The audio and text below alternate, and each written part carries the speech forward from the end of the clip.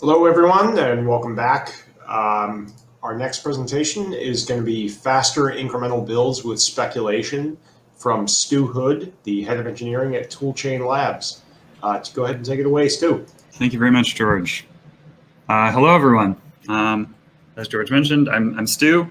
I've talked to some of you before, but for those who don't know me, I'm a longtime Pants maintainer and the head of engineering at Toolchain Labs. And we're building a highly integrated distributed build environment for Pants.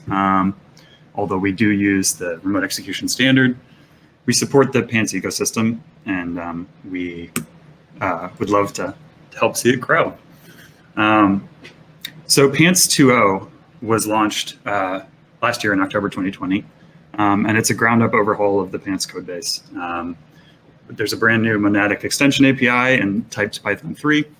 And the engine is implemented in async Rust, so it's about 30 or 40% of Rust code with a Python 3 extension API above that. We're currently expanding support for additional languages. Yes, in the past, Pants 1 supported a variety of languages already. This was such a fundamental change that it made more sense to sort of focus on Python at launch, and that has worked out so far. The core of the new engine is a concurrent dependency tracking Rust graph. And so it implements things like early cutoff from build systems a la carte. And I'll explain what that is in a second. But to make the entire experience as fast as possible, we actually want to go a little bit further than the prior art. As I mentioned, this isn't the first time I've talked about Pants 2.0 at this conference. Because previously I gave a talk at the Build Meetup at Facebook in 2018. And because that one was so speculative and sort of forward-looking, we can actually talk about which of those predictions that we made worked out and which didn't. And on slides where I am sort of referring back to what I promised in the past, there will be a skip recap button. The button doesn't work, so I'm just going to try to move quickly and not bore people with those sections. So as I said, we're trying to make incremental builds fast, and there's prior art to making incremental builds fast, cleaning and early cutoff. So in incremental builds, and this is what is executed by Pants, Bazel, Excel, as mentioned in a paper that I'll talk about later. Incremental systems use early cutoff to skip rerunning dependent rules or processes when their inputs haven't actually changed. And so some of those are false positives. You touch a file, and you know that trivially means its output hasn't changed. But they might also change in ways that don't affect the identity of an output. If a rule depends on, my slides are not moving. We're back on track, I apologize. So files might also change in ways that don't affect the identity of outputs. And I'm not sure if you're now seeing my slides, but they are shared. They're implemented, early cutoff and cleaning are implemented by keeping traces of the previous runs of nodes in the dependency graph. And you cheaply version nodes with a generation value. If they haven't changed, if the dependencies of a node haven't changed since the previous run, you do not need to rerun that node. And that propagates all the way back up the graph and allows, one of these effectively no-op changes to very trivially not run any of the rule logic in each of those nodes. Okay, and we are now moving. Great. And as I said, we have motivation to go further than this prior art. We have particularly egregious cases of data dependencies, and we'll talk about why. A data dependency is when the choice of which other data a node in this dependency graph should request is dependent on a prior request, right? And the canonical example is that you have a Boolean as the output of some rule, and you want to use that Boolean value to decide which subgraph to enter. And a particularly critical data dependency in the computation graph in a build system is the actual computed dependencies of your code, right? So if you parse those out of a build file, they guide the entire recursion into the rest of your build. So it's a very critical data dependency, right? Like rather than a Boolean, it's the list of things to go and recurse on. But it also is a data dependency in the case of dependency inference, which I'll explain. Okay, in our first recap, we dove into monadic builds, and we talked about the ability to extend. This is a quote from my previous talk. Monadic builds are clearly more powerful in terms of extension, but we need to be able to introspect. Okay, Pants went with a monadic rule API. How has that worked out? In Bazel, the Starlark rule API is applicative, so rules may not observe file content or outputs of actions other than providers. I'm not really defining these, I apologize, but the implication of being applicative is that rules may not observe file contents or outputs of other actions. Meanwhile, workspace rules and native and Skyframe APIs, the Java APIs, are monadic, so they can consume outputs of actions, for example, to make decisions about what other things to consume. That's how they are able to implement build file parsing in an incremental fashion, as far as I know. In Pants, though, we have a single monadic rule API, and the types of nodes in that graph, in a capital T Python 3 sense, differentiate which subgraphs are going to be expensive or cheap. And I think it has mostly worked out. It gives a lot of power and responsibility to rule authors, but in particular, the thing we were worried about, where we would unknowingly make some portion of the graph super expensive, has not happened, right? You are closely monitoring the quote unquote analysis time, the time taken to discover your dependencies, and optimizing it. And we were able to sort of make particular choices and trade-offs to say, that's not too slow. That is worth the cost. We have a static rule graph that has also worked out. And this means that we statically analyze the graph of rules that are installed to determine what types are requested in various subgraphs, which means which subgraphs consume the file system and which don't, for example. And we want to continue to optimize it, but we believe that this has worked out, and it allows for some introspection that is approaching what you can get with an applicative system.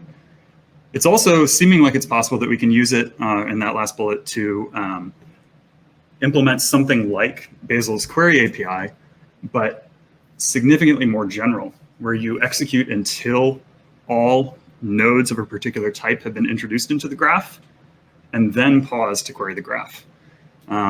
Whereas Bazel has different goals, essentially, per phase of the graph.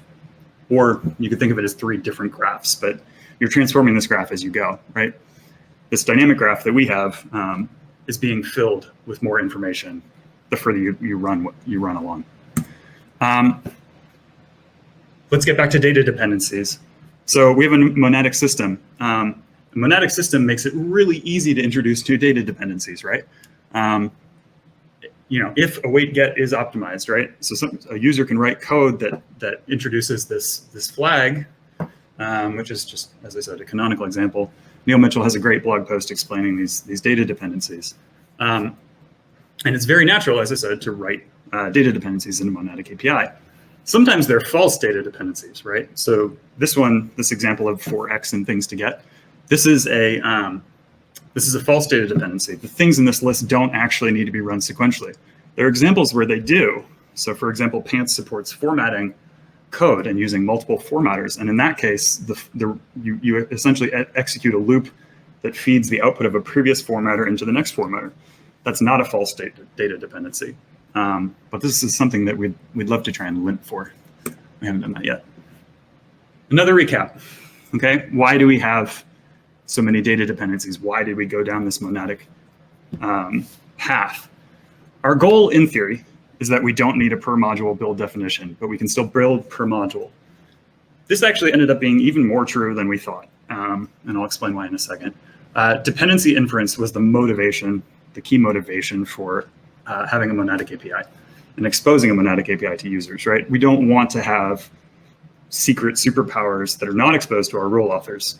So rule authors can add dependency inference because they can use this monadic API to do so. Dependency inference drastically reduces boilerplate.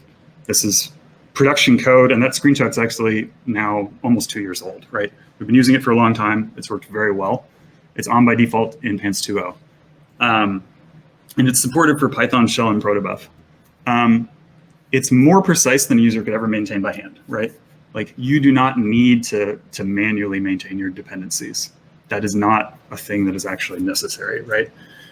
You make this trade-off in order to hypothetically spend less time allowing the computer to determine these for you. It's been excellent. Just huge diffs that drop tons of lines of code. In terms of an implementation, it's made up of 2 big steps. Roughly generating a package mapping for the entire repository. Going back to the previous talk, we thought that we might need to scope this. It turns out that we didn't really need to scope it so far, right? You can scan all of the files in a repository pretty quickly. So on the order of 10 million files, you should be able to scan in about 60 seconds. And this step, because of early cutoff and cleaning, only happens on startup, right? So for a 100,000 file repo, you do it in just a few seconds. It's a global operation, but it's only dependent on the file names, not even their content. And then per bit of code that you actually want to build, you recursively extract imports. So you invoke a language-specific tool. So for Python, it's a small snippet of Python running in the appropriate interpreter in order to support the syntax of various language versions. And that's very, very cacheable. We have ways to rule out false positives, although in practice, we've had almost no false positives in the wild. So to the point where the example that I included on this slide, I needed to find in a test because I wasn't able to find one in the wild. It mirrors Pants's glob syntax. We don't have a magic glob keyword anymore. Instead, we have syntax that's similar to the git ignore syntax for excluding things from globs or including them. We also have ways to deal with ambiguity. So if you have multiple packages in a repository that provide something, we give you a good warning. And then you can either use the exclude syntax or explicitly include the one you did want. And so you'll find that these cases are actually fairly rare, but in repositories that are not as well behaved or that have a mix of third-party and first-party code that might be double providing things, you want to disambiguate, right? And also a huge change, huge fundamental sort of earth-shattering, is that Pants is now file-centric. And by that, I mean targets are not the primary unit of work. Instead, targets in 2.0 are metadata applied to files rather than actions on a set of files. And so while some systems sort of claim that they're fully declarative, what you're actually, in many cases, declaring when you put a rule definition in a, not rule definition, but a target definition in a build file, is that you want the compiler to do a thing, right? In this case, we are saying apply this type information to these files. These are Python sources, right? That's very declarative. And then those individual files may be tested, type checked, compiled, et cetera, independently. Additionally, we went so far as, and it turned my stomach a little bit at the beginning, but I'm very much on board now. We allow cycles in file level dependencies. And compilers commonly do, right? You can have cyclic imports. Interpreted languages certainly do. And because the compiler supports it, the build tool can also support it. We have very, very, very extremely fine-grained inferred dependencies between these files. And because the language supports it, we would also like to support it. In compiled languages, you coarsen the graph, and you end up with larger compile units, compilation units. And in interpreted languages, you just sort of implicitly coarsen up to one unit. So the changes to support inference were more than skin deep, right? So getting back to speculation, we have data dependencies now. We have this API that allows people to introduce them. And they're really critical to resolve for inference. The reason for that is a change to a source file may invalidate both the dependencies and the contents of the file. because the dependencies are part of the file content, right? You can still reproduce this case by editing both a build file and a source file in the same run. The effect of that is that you must parse the build file and execute any other recursive steps that have changed before you can then run your tests, right? Or compile it. And that's not great. We'd like to be able to resolve this. And speculation allows us to. So speculation is applying prior knowledge about the likelihood that a dependency will have a particular output to eagerly launch data dependency tasks. Basically, guess at the value of is optimized and rerun probably based on what its previous value was. You could keep an entire history and look at the likelihood of various outputs of nodes. That takes a lot more memory. What we have done is keep only the previous value, similar to what you need for cleaning and early cutoff. So speculation is really widely used, although sometimes poorly. So PANTS speculates local process execution against cache lookups and remote execution. Because I missed Ulf's talk. I'm very sorry, Ulf. I will definitely be following up to look at that one. But remote execution is not always a win. Not always.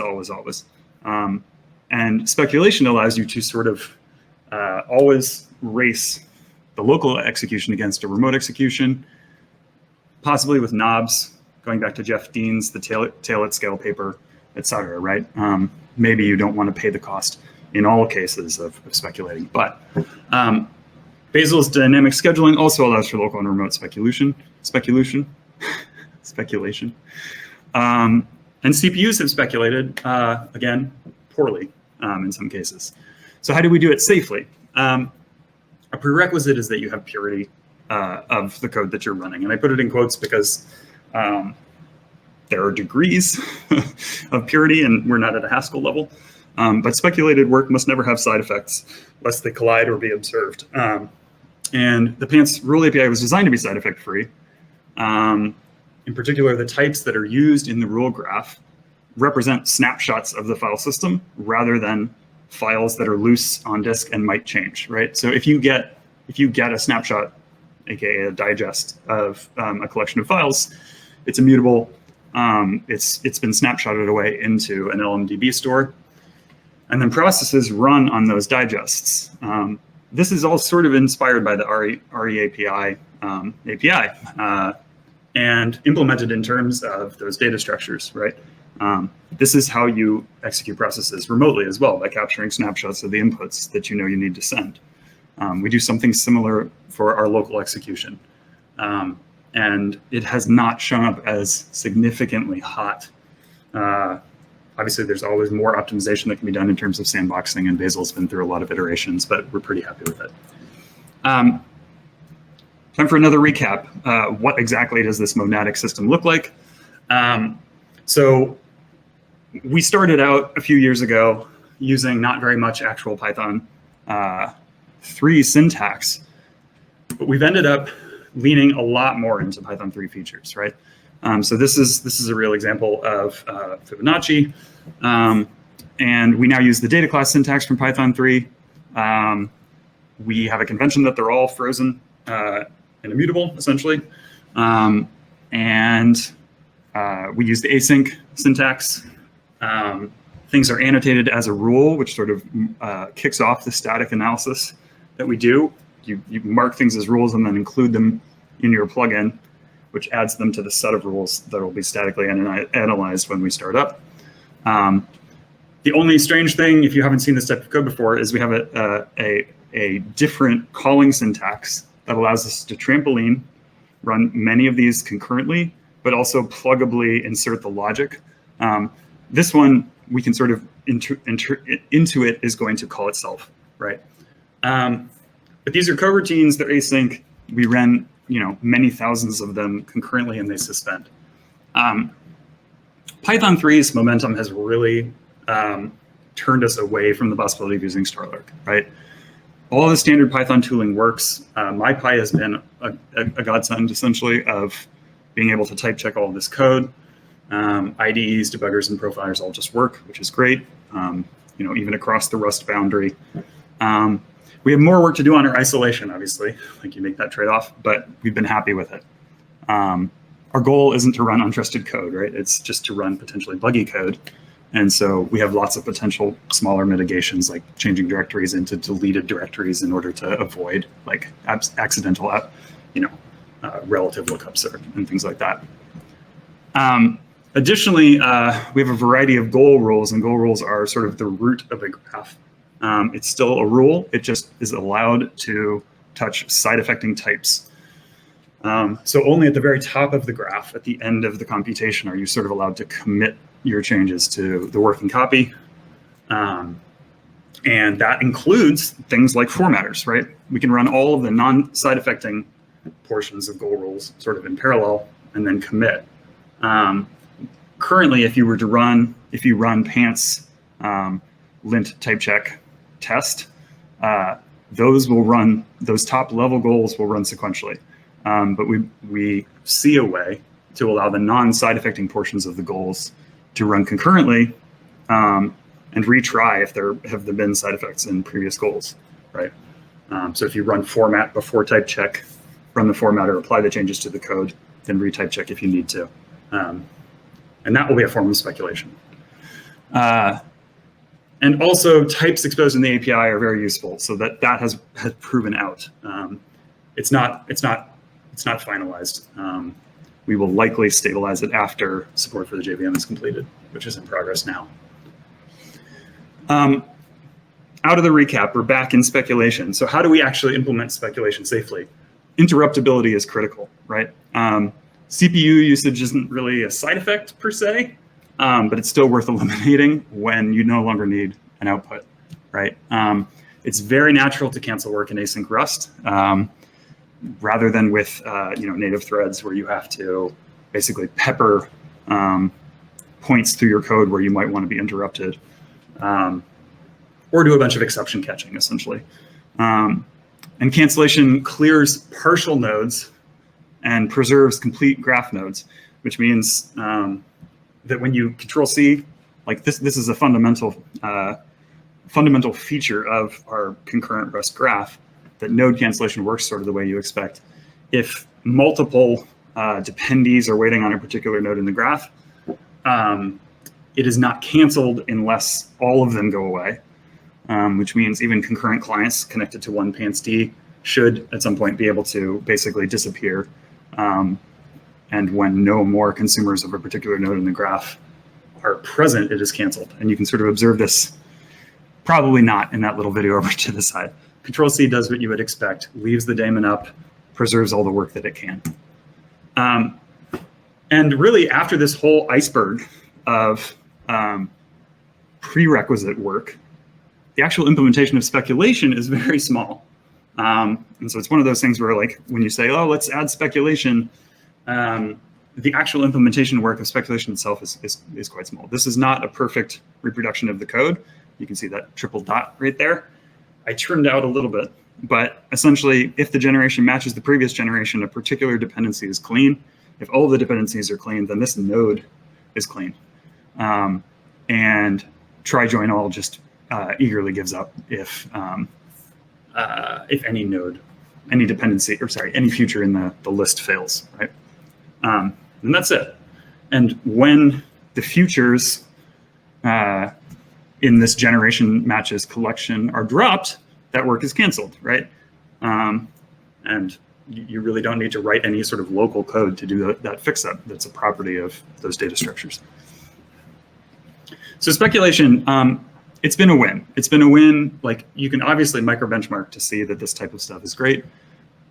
Macro use cases, they get noisier, but it has very clearly resolved a critical performance issue that we have, which is that when rerunning failed tests, you don't want to accidentally wait for the is optimized case, right? Having switched to the debug mode case. Essentially, you don't want to wait for the previous version of the failed test, but you do actually want to speculate. So you do want to attempt, in case somebody was rerunning, for example, like a flaky test, you do want to start running it while seeing whether any of its inputs have changed, because if all the user is doing is rerunning a flaky test. We can start that before waiting for any other edits. So we have lots of future work to do here. We currently cancel all data dependencies that are not needed.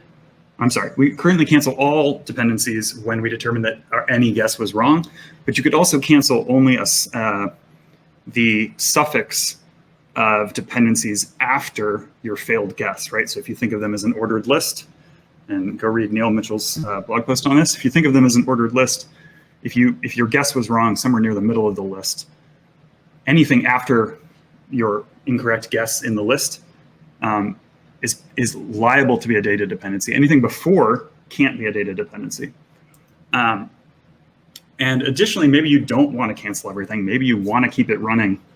So we have more sort of micro benchmarking to do. Also, resource constraints or preemption are really important. For the types of cases we're currently optimizing, we are okay running more processes than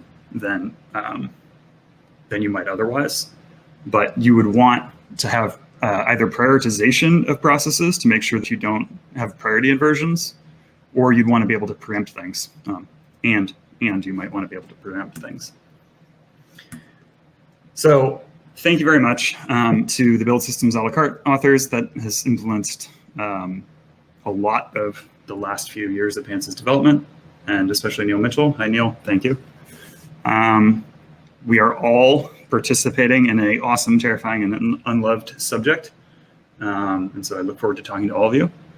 And to the Rust community, the Python community, Pants's contributors and users, and as I said, the other attendees of this conference. So we're doing important work, and it's good to do it with great folks.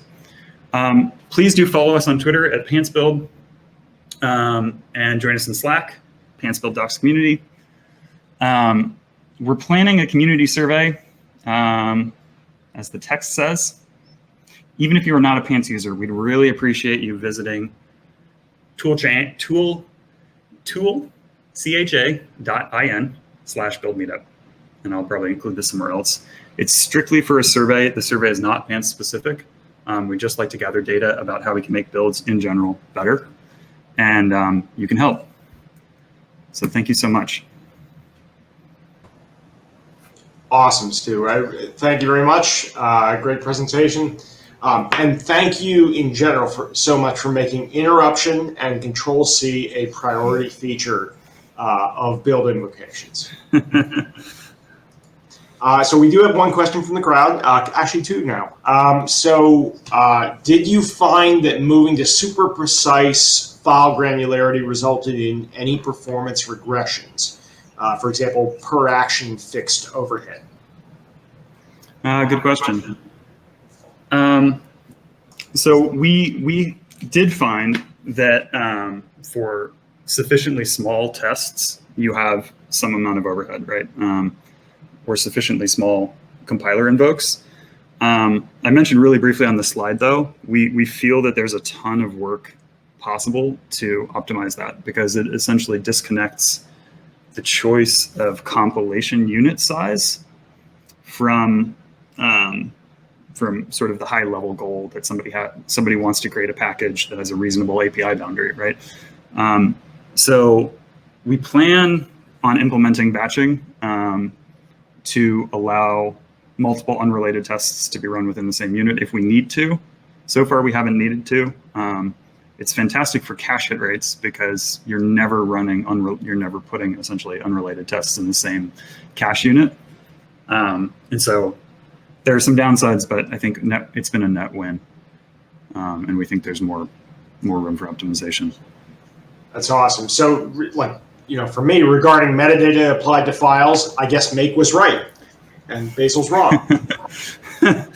Well, yeah, I mean, it's all sort of on this, we're all on this track toward being more declarative, more high level. And we'll see. I don't think we'll go to the point of symbol level dependency inference or, information. But who knows? We think this is a good incremental step beyond sort of explicitly declared targets.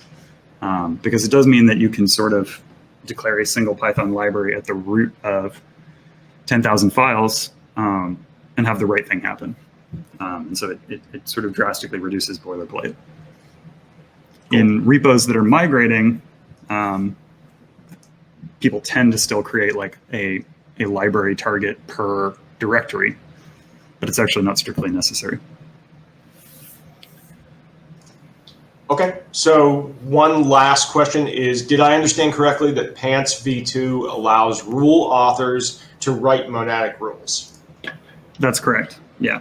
And the effect of, it's essentially that a rule can await with the await keyword the result of some other rule. And that's really all it takes. I think the Bazel applicative rule API, you can never really look at the output of a file or the output of another action. You can only look at sort of providers. And that's essentially because you can't suspend. Not only is it non-blocking code, you cannot sort of like suspend your rule execution to wait for an action to have happened. None of that has happened. It will happen at some point in the future. Whereas with Pants, those phases are not divided such that we finish running rule code before we start actions. We're invoking processes the entire time. And that's sort of necessary to be able to fork extraction of imports. That's great. So the Python 3 favor over Starlark is fascinating to me. Without saying, Starlark is irrelevant or that the standard is not there, tell me anything more about what Python 3, what I'm missing. Obviously, I'm not on Python 2.7 because in general, sticking around there would just be dangerous. But Yeah. Tell me the direction that you think that is most influencing the decisions there. Yeah, I think as with many things, it's a matter of extremes, and Google made the choices they did because they were considering the case of many thousands of people writing code that they might not be able to check. In practice, I think what has happened, certainly in the open source community, is that rule sets are heavily code reviewed by other experts in those rule sets. And if you did actually insert some badly behaving code that might break invalidation, you would probably find that quickly. And it's sort of a matter of how hard you make it to introduce badly behaved code, right? On this spectrum from perfect sandboxing and so we're sort of choosing to be somewhere in the middle, right? We'll sort of expand our sandboxing, but going all the way to the level of Starlark. I think time will tell. Time will tell whether that level of hard separation ends up being better. But I think Python 3 has been enough for us now, and I think we have the facilities to add a little bit more sandboxing to prevent bugs. Awesome. So, that's a great reference, or rather, you had a couple of great references within your presentation to Neil Mitchell, who we're going to be hearing from later on. I really appreciate your talk. Thank you very much.